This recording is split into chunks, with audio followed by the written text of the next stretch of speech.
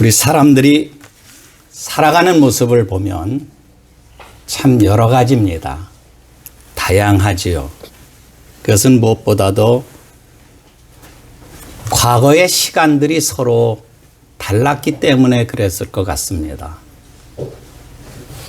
출생 과정이 다르고 성장하는 과정도 또 다르고 그러다 보니 살아가는 모습이 또 다양할 수 있겠지요. 뿐만 아니라 현재 시간이 다르기 때문에 또 그럴 수도 있습니다. 지금 처해 있는 내 삶의 정황이나 형편들, 내가 영위하고 있는 모든 삶의 환경들, 이런 것들이 서로 다르니까 여러 가지 모습으로 살아간다고도 볼 수 있습니다. 그런데 미래의 시간에는 서로 기대하는 공통점들이 있습니다. 대부분의 사람들이 그럴 것입니다. 왜냐하면 미래의 시간에는 좀 더 현재보다는 나은 미래, 그래서 희망이 있고 목적이 있고 꿈도 있는 그런 삶을 살아가지 않나 그런 생각을 합니다. 이처럼 우리 사람들은 앞으로 다가올 시간에 대한 기대를 가지고 누구든지 각자 삶의 목적을 이루기 위해서 부단히 노력하면서 하루하루 자기 생활에 충실한 삶을 살아가게 됩니다. 그리고 그 결과로 우리는 살아가면서 때때로 그것들의 성취로 인한 성취감에 대부분 만족해 합니다. 그리고 그것을 최고의 기쁨으로 생각하기도 합니다. 그래서 그것이 삶의 보람이고 인생의 의미라고 생각을 합니다. 그러면 우리는 어떨까? 우리도 그렇고 그렇게 살아가고 있는가? 우리는 그리스도인들 아닌가? 그렇다고 한다면 우리가 예수를 믿는 사람들로서 세상 사람들과는 다른 삶을 살아야 하지 않겠는가? 물론 우리도 세상 속에서 더불어 살아가야 할 사회적 존재들이기에 세상을 등지고는 살 수 없습니다. 그러나 적어도 우리는 하나님의 자녀들로서 세상과는 구별된 삶을 살아야 한다는 것입니다. 오늘 우리가 함께 읽은 성경 말씀은 이러한 생각을 하며 사는 우리 그리스도인들에게 그 삶의 양식에 대해서 구체적으로 설명을 해주고 있습니다.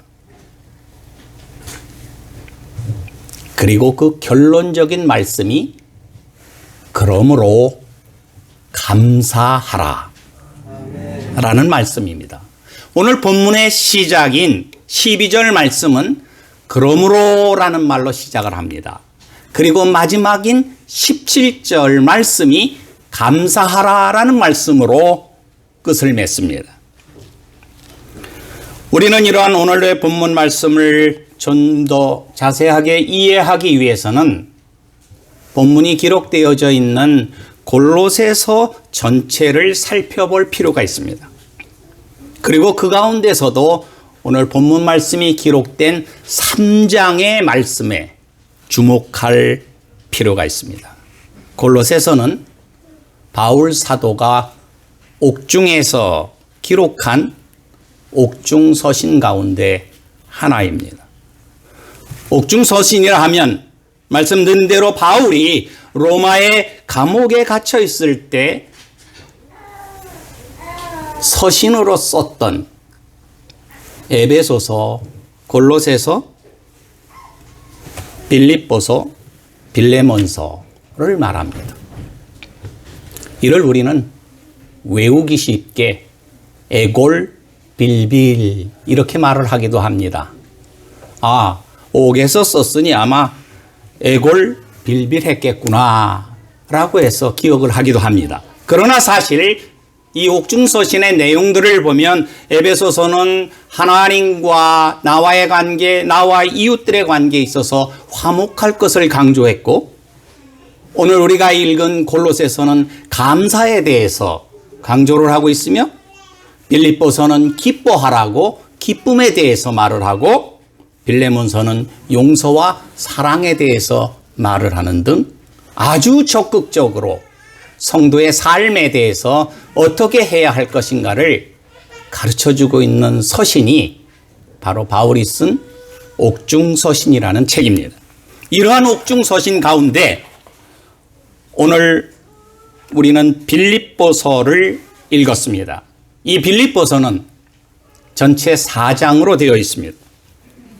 그리고 그 내용은 크게 나누어 두 부분으로 생각해 볼 수가 있습니다. 먼저 1장과 2장은 예수 그리스도가 교회의 머리가 되신다고 하는 교리와 관련된 말씀이고, 3장과 4장은 예수 그리스도로 말미암아 새로운 존재들이 된 우리 그리스도인들이 개인적으로나 가정적으로나 사회적으로나 어떻게 살아야 할 것인가에 대해서 그 삶의 원리와 방법을 가르쳐준 그런 말씀이 바로 이 빌립보서입니다.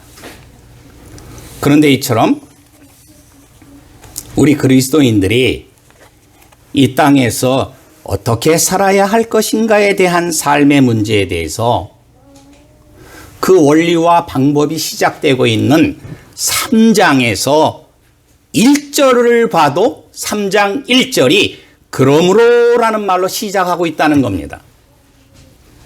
그리고 이어서 5절에 가도 그러므로라는 말이 한 번 더 나오고, 오늘 본문 말씀의 시작인 12절에 세 번째로 그러므로가 나온 후 마지막 17절에 가서는 결론적인 말씀으로 감사하라 이렇게 말씀을 하고 있습니다. 그리고 이러한 일련의 과정에서 특별히 8절에 가서 보면 이제는이라는 말씀이 들어가 있습니다.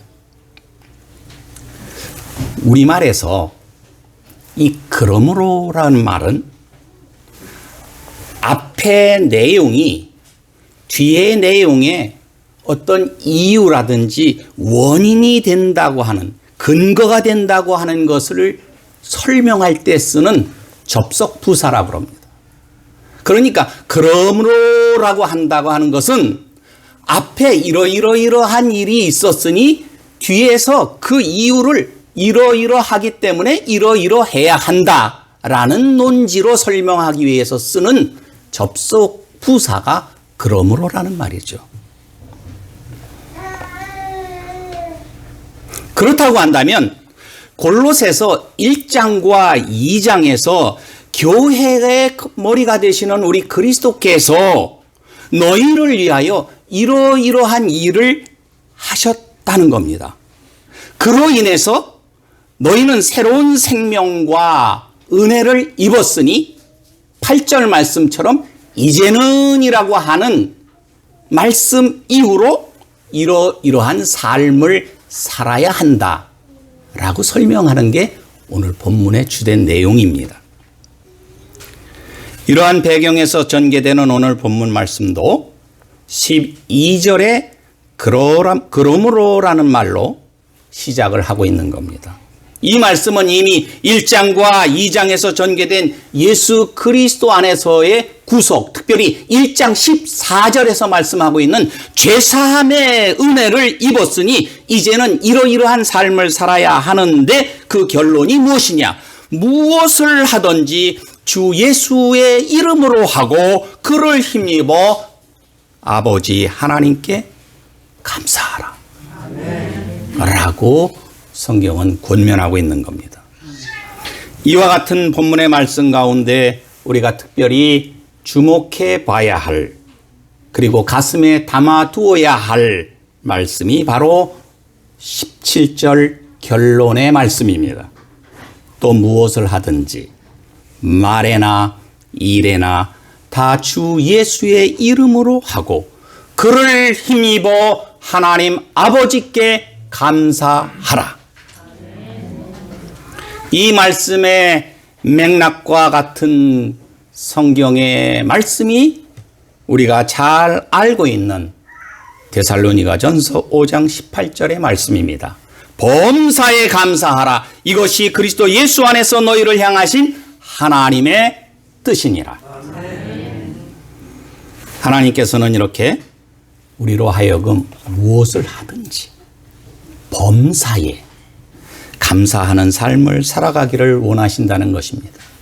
반드시 어떤 감사할 조건이 있어야만 감사하는 것이 아니라 범사에, 즉 어떠한 환경과 조건 속에서도 하나님께 대한 우리의 감사는 마땅한 우리의 의무이자 책임이라는 것입니다. 더욱이 감사할 조건이 충분히 있음에도 불구하고 감사하지 않는다면 이럴 때 쓰는 표현이 배은 망덕이라는 단어일 것입니다. 이러한 자들은 마치 누가복음 17장에 나오는 9명의 나병 환자와 같은 자들이라고도 할 수 있습니다. 우리는 성경 속에 나오는 수많은 인물 가운데 극도의 역경 속에서도 성숙한 모습을 보인 세 인물을 기억할 수 있습니다. 다니엘은 죽음 앞에서도 하루 3번씩 예루살렘을 향해 창을 열고 기도하면서 감사의 생활을 멈추지 아니하였습니다. 이에 하나님께서는 그를 사자굴 속에서도 풀무불 속에서도 건져내시어 존귀하게 하셨습니다. 욥은 많은 재산과 10명의 자녀와 건강까지 모두 잃어버리는 인간 삶의 최악의 상황에 처한 적이 있었습니다. 그러나 그는 주신 자도 여호와시여 취하신 자도 여호와시오니 여호와께서 찬양을 받으실지니다라고 감사했을 때 그 잃었던 것을 갑절로 보상받았던 걸 우리는 기억합니다. 바울은 복음을 전하다 빌립보에서 옥에 갇혀 매를 맞고 쓰러진 상처 고통 그 속에서도 하나님을 원망하지 않았습니다. 오히려 그 극한 상황 속에서 감사하며 찬송과 기도를 쉬지 아니하였습니다. 그러자 옥터가 흔들리고 옥문이 열리는 기적이 나타났던 것입니다. 좋은 조건에서 하는 감사는 누구나 할 수 있습니다. 그러나 역경 속에서 하는 감사는 아무나 할 수 없다는 것입니다. 오직 성숙한 신앙인들만이 할 수 있는 삶의 아름다운 모습입니다. 여러분은 하루하루의 삶 속에서 얼마나 그리고 어떻게 감사의 삶을 살아가고 계신지요? 오늘날 우리들이 하나님께 하는 이 감사의 모습들을 살펴보면 몇 가지로 이렇게 구분해서 생각을 해볼 수가 있습니다. 그리고 그 모습들을 다음과 같이 나누어 볼 수 있지 않을까 생각이 듭니다. 첫째로 우리가 하나님 앞에 하는 감사의 유형들, 모습들을 보면 우선 감사와 차선 감사라고 하는 게 있습니다. 마태복음 6장 33절에 보면 예수께서 너희는 먼저 그의 나라와 그의 의를 구하라. 그리하면 이 모든 것을 더하시리라고 하시지 않았습니까? 이 말씀은 우리의 삶의 우선순위가 무엇인지를 가르쳐주는 말씀입니다.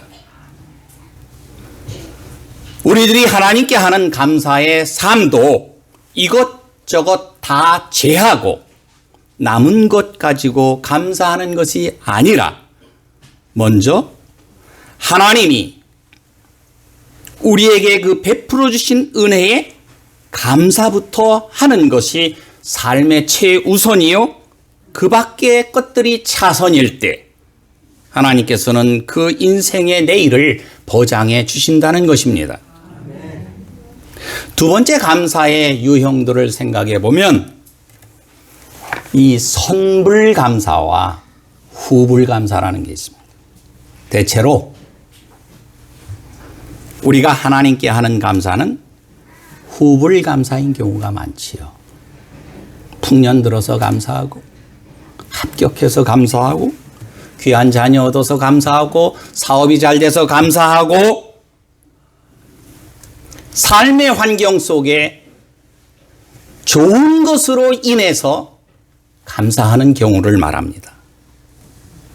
이런 감사를 우리는 소위 후불감사라 이렇게 말을 할 수 있겠지요. 물론 이런 경우에도 당연히 감사해야지요. 이런 경우임에도 불구하고 감사하지 아니한다면 조금 전에 예로 들었던 9명의 나병 환자들이나 다를 바가 없을 것입니다. 그러나 여기에는 한 가지 문제가 있다고 볼 수 있습니다. 즉, 이 후불감사라고 하는 것은 지난 세월 속에 감사할 만한 일이 있으면 감사를 하고 없을 때는 감사하지 않는다는 모순이 생깁니다.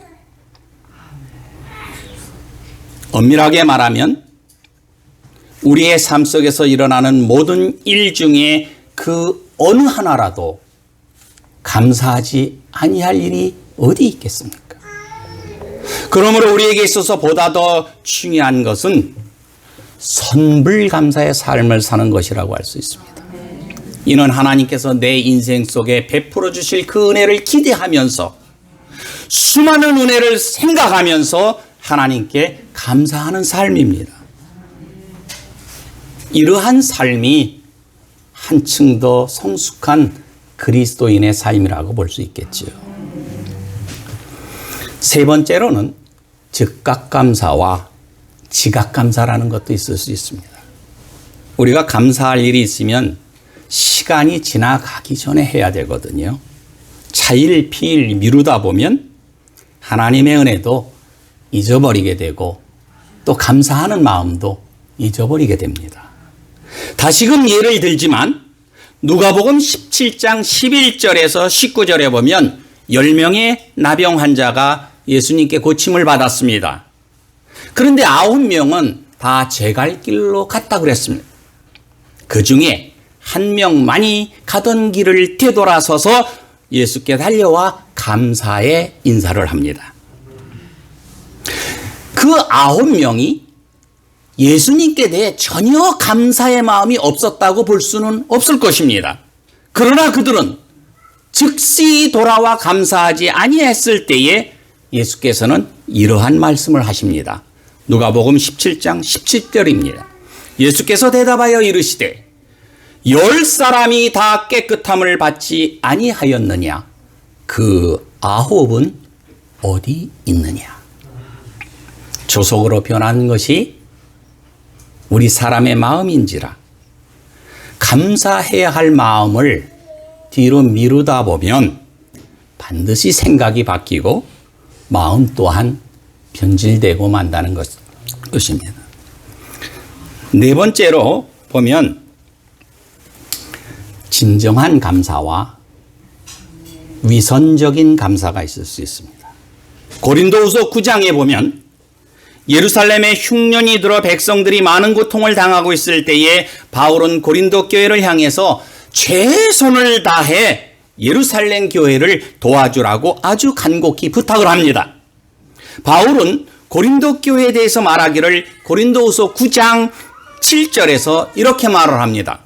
각각 그 마음에 정한 대로 할 것이요 인색함으로나 억지로 하지 말지니 하나님은 즐겨 내시는 자를 사랑하시느니라. 하나님께 하는 감사는 언제나 이처럼 진정한 마음에서 기쁜 마음에서 해야 한다는 것이죠. 만약에 체면에 못 이겨 마지못해 감사를 했다면 그것이 바로 위선적인 감사에 지나지 않을 것이라는 것입니다. 우리나라 민담을 모아놓은 책인 한국 민담선이라고 하는 책이 있습니다. 그 책에 보면 착한 농부의 무농사와 욕심 많은 농부의 황소라는 제목의 이야기가 나옵니다. 마음씨 착한 어떤 농부가 농사를 지었는데 무농사를 지었답니다. 근데 그에 따라 유독 무가 참 잘 돼서 아주 마음을 들뜨게 했습니다.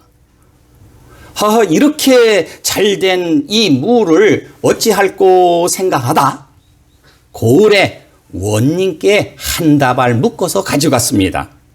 그리고는 한 해 동안 땀 흘려서 한 일 중에 무 농사를 했는데 아주 농사가 잘 되고 원님 생각이 나서 원님께 드리려고 이 무를 한 다발 가져왔노라고 말씀을 드렸습니다.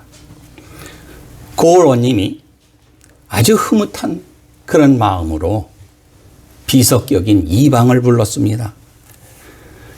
요즘 들어온 물건 중에 뭐 좋은 것 없느냐? 그랬더니 이방 하는 말이 며칠 전에 황소가 한 마리 들어왔습니다. 이렇게 얘기를 하는 거예요. 그러니까 원님이 그러면 그걸 이 착한 농부에게 주거라. 어찌 이 마음이 갸륵하고 기특할꼬. 그래서 황소를 받아가지고 왔답니다.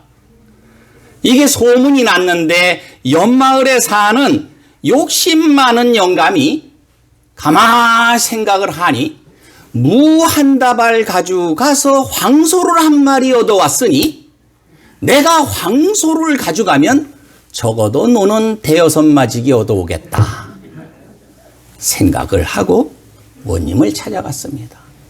저는 올해 소를 키웠는데 아주 그중에 이놈이 실하게 잘 자랐다고 원님 생각이 나서 가져왔노라고 말을 했습니다.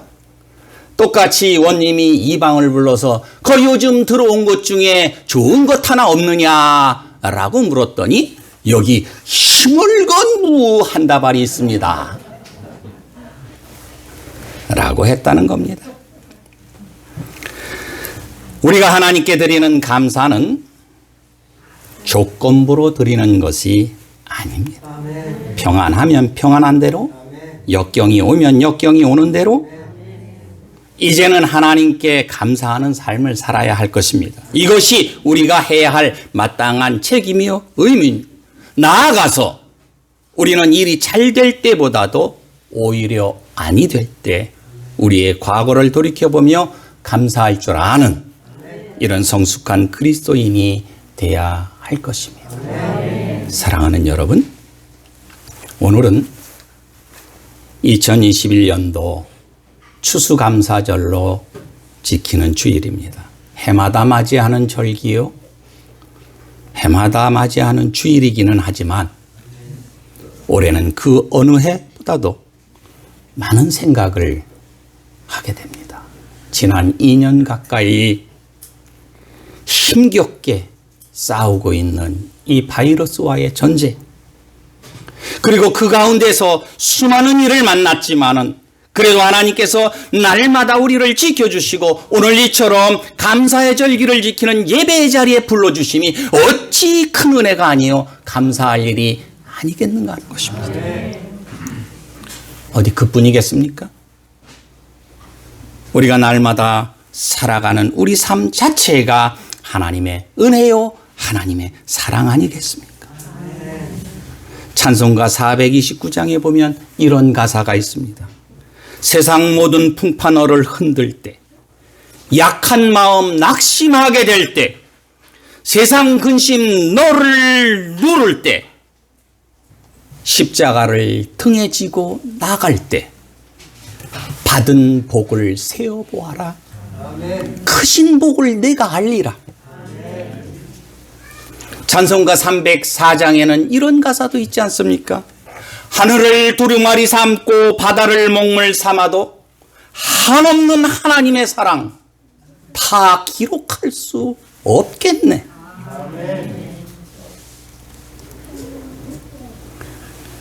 그러므로 우리는 이 하나님의 은혜를 기억하며 이 하나님의 사랑을 기억하며 또 감사하면서 오늘 하나님께서 주신 이 말씀을 마음속에 깊이 되새겨야 할 것입니다.